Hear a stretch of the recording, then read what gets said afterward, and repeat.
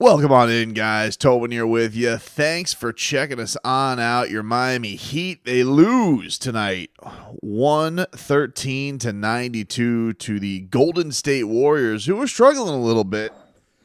They were teetering over 500 while the Miami Heat, continued to be very helter-skelter at home. Can't seem to get a run together. Obviously today, though, bit of a damper on the game. First of all, whiffed on the idea that Kevin Love was coming back. In fact, it was funny because Eric Spoelstra was asked about it because he had this update. When they have these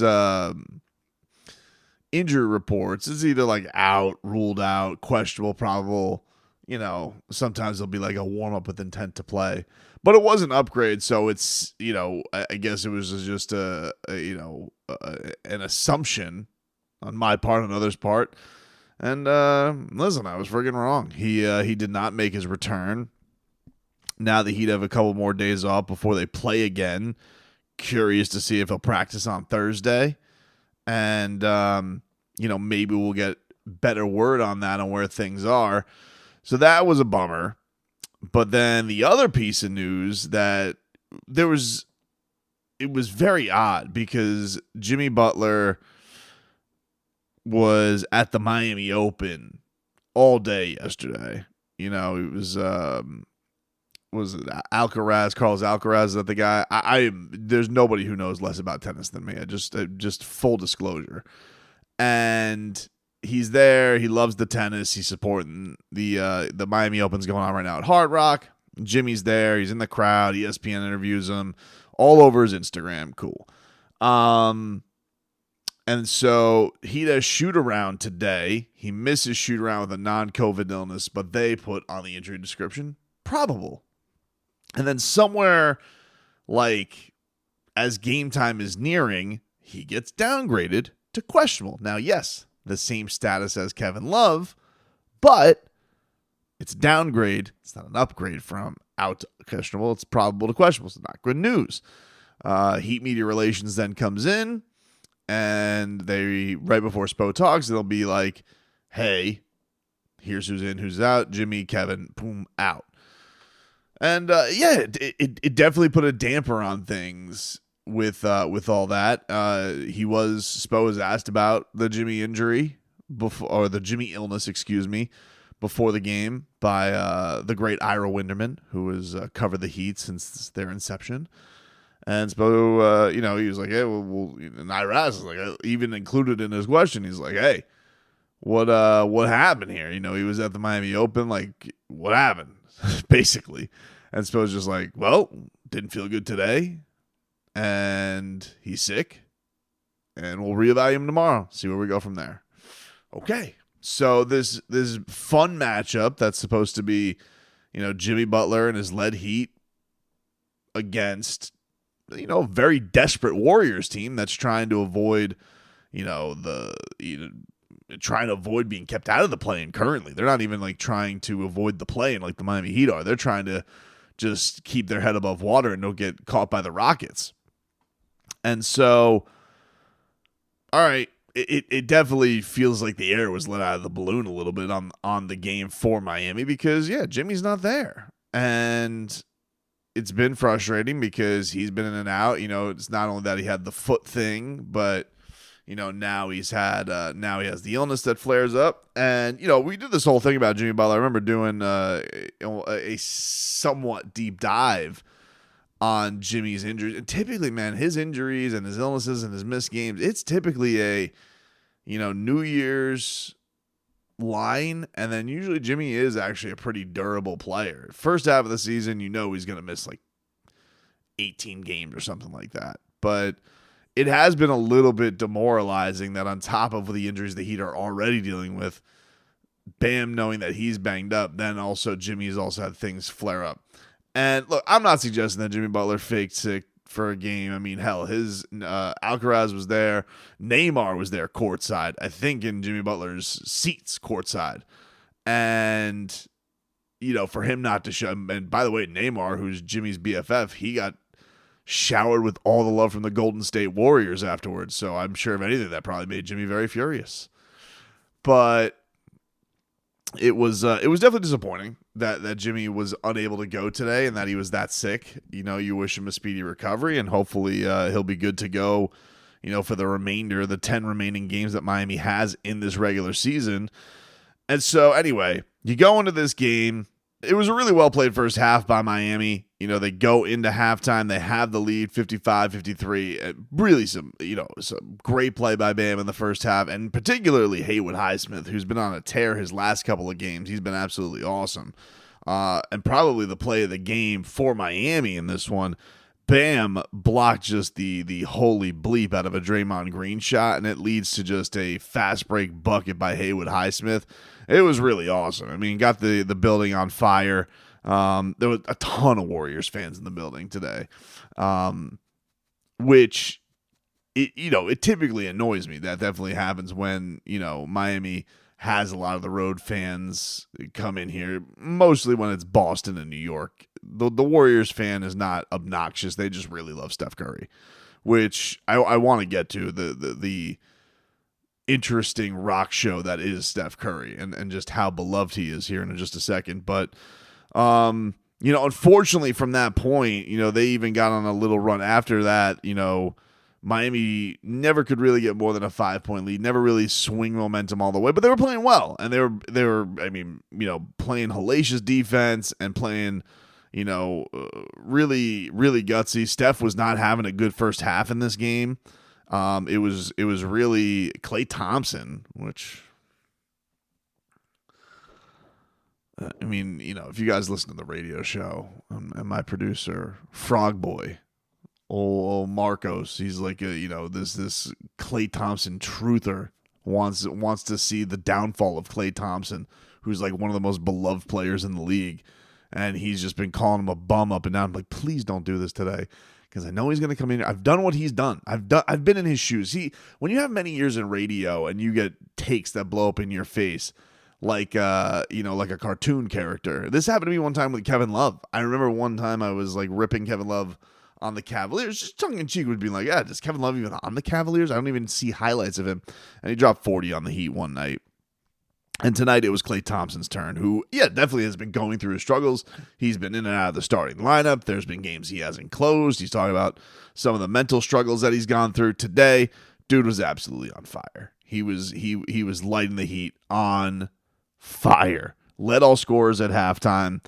And it was but it was a good battle. Miami was playing good, and then just right out of the gate from the second half, the Warriors, they you could just see, one of the things that was noticeable, no matter what their record is, those three guys, Klay, Draymond, and Steph Curry, they just have played so many games together, and they can get to themselves like seamlessly, and then can get the other guys involved, like Jonathan Kuminga or whomever they got out there. It just works so well. Andrew Wiggins was also an absolute demon on defense. He got off and got his stuff going there in the second half as well. But you could just see, like, whatever they're going through, first of all, you got, 3 Hall of Famers, 3 champions. Many of our champions, but those guys are like the 4-time champions. And then on top of that, on the other side of it, on the coin flip of that, you have Miami, who is playing a game, and it's a nice thing to say. It's the mantra, more so than Pat Riley's, the Miami Heat are the most professional, toughest, nastiest, most disliked team in the league, all that stuff. Spo's is, we have enough. Like his mantra is almost simpler than that. And it's a nice thing to say. It's a beautiful motto to go by, and it has worked many times for the Heat. Ben was talking about this. Look, there's been plenty of games where we have been able to tap into that. And today, like, they didn't have enough guys who could just give them the pop. There isn't enough shooting on this team. There's not. Like, I'm sorry. Love Haywood. Love what he's doing. Haywood Highsmith cannot be the only guy on your team who is, hitting. Is he the only guy who hit multiple threes tonight? I think Nico hit 2. But they don't have anybody on this squad right now who's really that big of a threat. Maybe if Caleb Barnes having a nuclear night. But no Duncan Robinson, no Kevin Love, no Tyler Hero. And even just take Tyler out of it. If you want to take Tyler, because Tyler's played games, like Duncan Robinson's arguably been the Heat's third best player this year. The metrics and the record with him when he plays a lot, when he scores a lot, the Heat have probably some of their most success. So you don't have Duncan Robinson right now. He's dealing with a vertebrae problem. Kevin Love, I mean, I'm dying for him to come back. Like, admirable job Thomas Bryant has done. Not today. Thomas Bryant stunk up the joint. And you want to know, like, how unreliable it was that you could not have Bam out of this game. Think about this. Bam in this game played 39 minutes, essentially. In a 20-point blowout, he was a -4. And, like, you just felt it. Like, it felt very much like if he ain't out there, that you don't have a chance to even make this look respectable. And, you know, it gets to a point, like, who do you lean on? Bam is out there with Patty Mills, who's been here for 3 seconds, Terry Rozier, who was, you know, having an off night and you know, just was not efficient at all today. He was, you know, it says 7 of 18. That's nice. He put a couple of buckets to put some lipstick on a pig by the end of that thing. But it was really like, you know, he was like 5 of 15, basically going down the stretch of this thing. Patty Mills can't buy a 3 still. Nico is doing some good things, but he's kind of only really got comfort in set plays shooting. He doesn't really have the confidence driving to the basket yet. If he gets out on the fast break, he'll go, but he's typically looking to pass. So he's not really a power source of offense unless he is hitting threes. And then, I mean, I think the biggest concern out of today, out of anything, was Jaime Jaquez, because Jaime got to start in Jimmy's place, and he's just going through it right now. You know, he was a team low -24 today. It felt every bit of it. You don't have confidence when he's shooting the 3, and he just, you know, one of the things with Jaime is he came into this league these first couple of months and just looked like he didn't look like a rookie. He looked like a guy who was playing with such confidence. And I'm going to make these comments giving him a little bit of a break, because I know that he is gutting through some stuff right now. But even the open looks, the threes, I never think it's going in at this point. I have no confidence in it right now, just watching the game.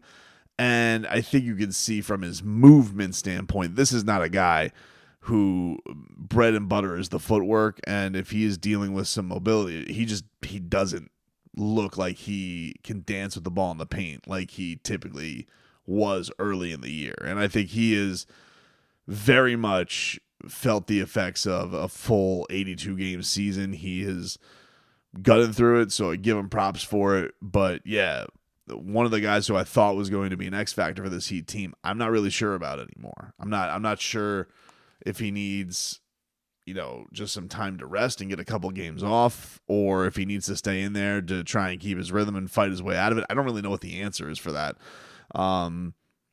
You know, interestingly enough, you know, one of the things with the bubble, right? People always say, oh, the bubble was a fraud, it was a fluke, blah, blah, blah, blah, blah.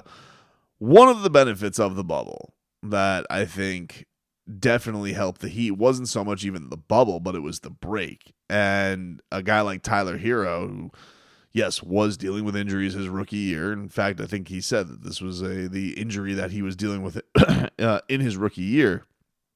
But having that break to recover and basically come into the NBA playoffs essentially fresh as a daisy was, probably a very beneficial factor, and probably why that was his best postseason. Forget the crowds, forget all the factors of that, just the idea that the body got to be as fresh as possible. So, you know, look, if you're a Heat fan right now and you're pissed off, I get it. This has been a very much a rerun. It's been frustrating because you don't feel like you've gotten the full scope of the basketball team. And you know, you only got 10 games left, and you really are at a miss for, you could be anywhere probably from 6 2-8, anywhere in that mix. And it's it's just tough to figure these things out right now because we didn't have Jimmy today, didn't have Duncan, didn't have Kevin Love, even though thought Kevin Love was making his return, even though Spo said he was making his return. So like, what do you take from this other than you're another game down in the standings and you gotta basically start chalking up some of these games against the stinkers. You have to get them, but it's tough to know right now. It's tough to know.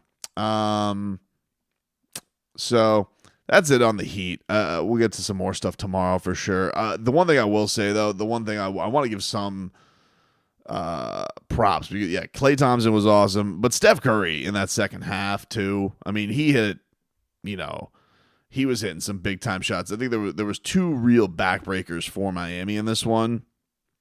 Draymond Green, awfully bricked this 3-point shot, and the Warriors get the rebound and it kicks to Steph Curry and he's deep. He's on the E of culture at the Heat culture logo, or maybe it was the H. I don't remember what part of the point is. He was on one of the letters of the logo and he hits a 3, puts them up 8, and you're just like, that was a brutal one. The breaks.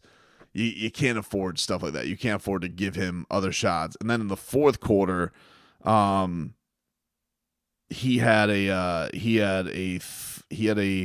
point where the Heat were about they were still in it. The Heat, Bam had just gone to the line and they got to within 7, and then Steph Curry comes out of the timeout with around 8 minutes left. And we all know the play that kind of one of the things that Bam that put his defense on everyone's radar was, really bottling up Steph Curry in the corner. It was back on his rookie year. So Bam is trying, right? He's out with Steph on an island in the perimeter. You're big man. And Steph Curry, instead of trying to facilitate it, he just hits a 3 right in Bam's face. And you're just like, damn. And it was honestly fun because this dude is such a rock star. I don't think there's any. Look, I've gone to see pretty much. I've seen all the big stars against the Heat in their building. Nobody gets the reaction this guy does. Not LeBron. Not even when the Knicks or the Celtics are in town. Nobody gets treated like this guy. They adore Steph Curry. Comes out there for warm-ups. His warm-ups are a show. It's like watching, probably back in the home run days, watching a slugger hit batting practice, Mark McGwire hit batting practice. They love this dude. And he puts on a show. I mean, I was sitting there, I'm like, I saw this last year where he does the pregame warm-up routine. I'm like, I'm hypnotized by it because he's got this shooting coach that he has a whole routine with, but they're doing not your average Joseph. They're not just going to spots. He's catching the fade, turning around. He's hitting the basketball like a soccer ball, like a header into his hand, into a fadeaway shot, and the people love it. He has them in the palm of his hand, and he hits that first 3 today. Building just erupts. They're so happy. And then not only that, but I was leaving the building today, and it was a very, very long post game. Spo took forever to get to the podium today. The players in the locker room took a long time. Didn't get out there till late. I want to say, I don't have the exact time that I left, but I would say probably an hour plus after everything was over, edited some videos and stuff, and walking out of the building, you hear all this chanting, Curry, Curry, at the bus, and people are surrounding that bus looking to thank him. And that dude he's signing autographs before the game. His greatness is it's breathtaking, but I've not seen that with a basketball player. I've not. Not like a road player coming down here. Obviously, Dwayne gets adoration, and UD, and obviously your guys you're gonna love. Zoe, all these guys are gonna get. But for a road guy, for people to travel to come see him and wait after the game to try and get a glimpse of him, man, it's I don't remember seeing that with LeBron, and any of his. And this is a guy who played for the Heat. I don't remember people chanting outside the Lakers bus for LeBron. It's something. He definitely has a rock star element to him. I'm not here to do GOAT debates. I'm just talking about adoration and admiration for his greatness that seems to just, I don't know, it seems to touch fans in a different type of way. So that's always very, very cool to watch with Steph Curry. And he hurt him and his Splash brother hurt the holy hell out of the Heat tonight.